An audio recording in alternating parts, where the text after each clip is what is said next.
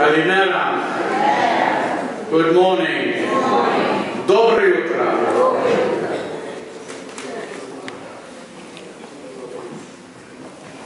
Today's gospel is one we've heard many times before, but it has relevance in light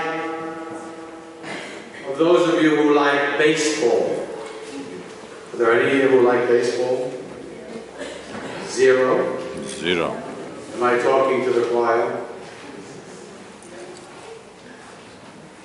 In a very important game last night, the Yankees playing against the Detroit Tigers. At the top of the 9th inning, which is almost the end of the game, the Detroit Tigers, seedy bunch they be, dirty, unshaven, hair all over the place, were winning 4-0. So much was the pain of the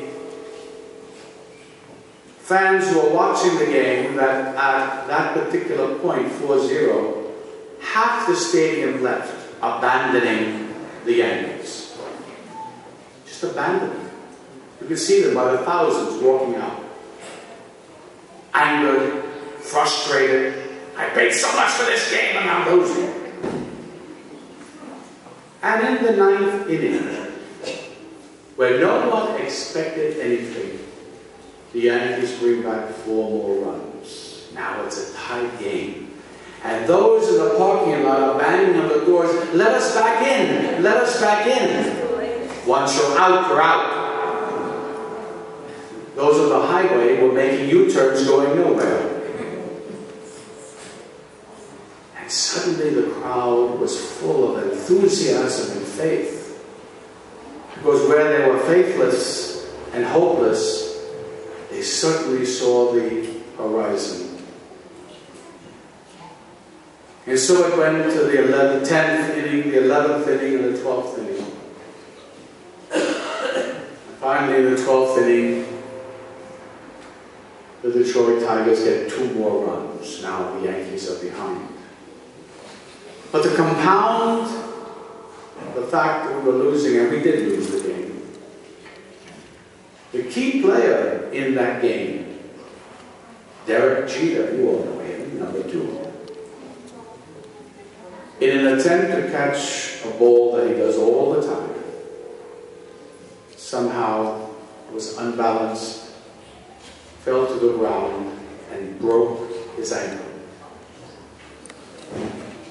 If you want to see devastation, you should have seen that stadium.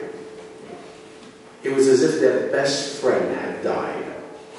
It was as if their mother or father had died. It was as if their pet dog or cat had died. It was as if their mother... No, I can't go mother-in-law. Can't do mother-in-law. They were devastated. And somehow it brings to mind this gospel of sowing the seed of hope and faith.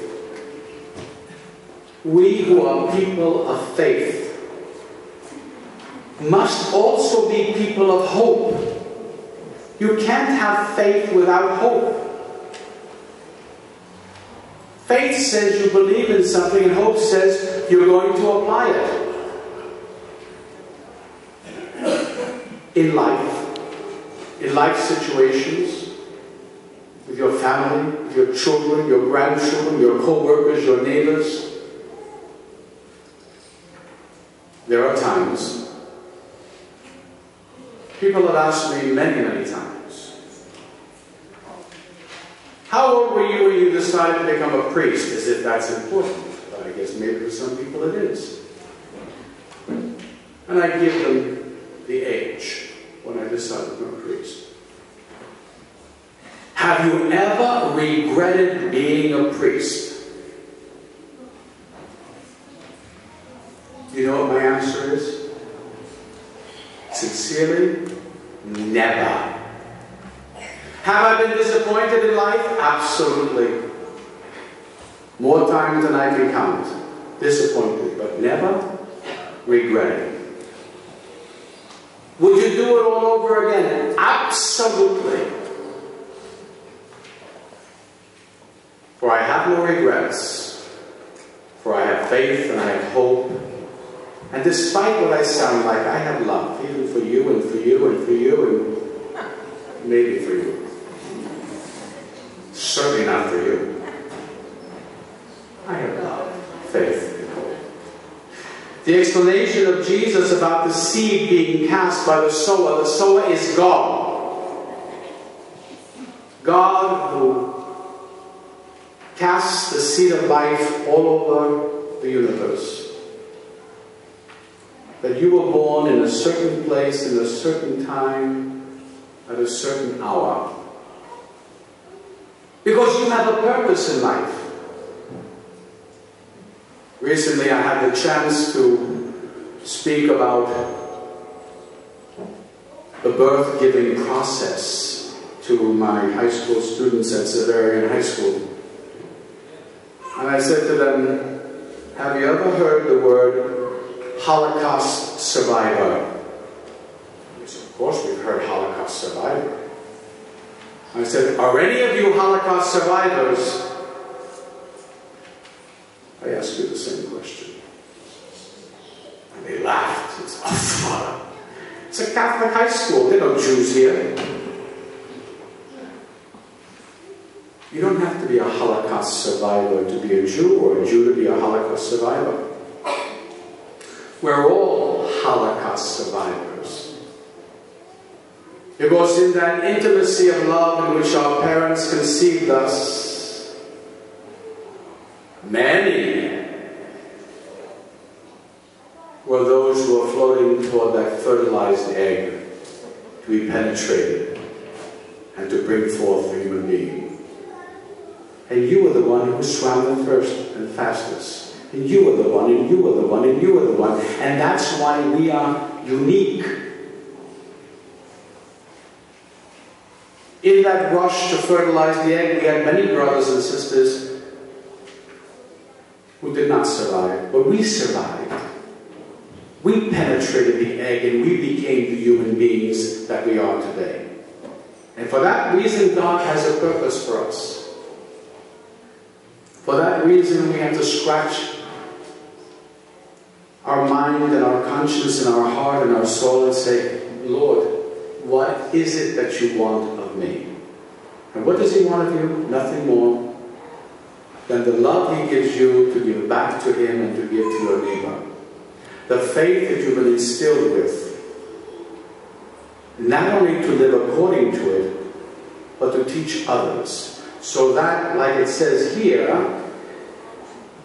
that they will hold fast to the faith in an honest and good heart, bringing forth fruit, that through your faith others may believe. These altar boys that are here, who are generations younger than most of you, you know, I've told you many times, they ask me, when were you born? And my response always is, in the last century. Because that suffices for them. They can't imagine anyone being born in the 1900s.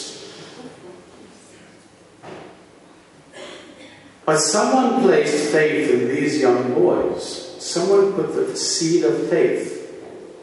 They didn't search it out,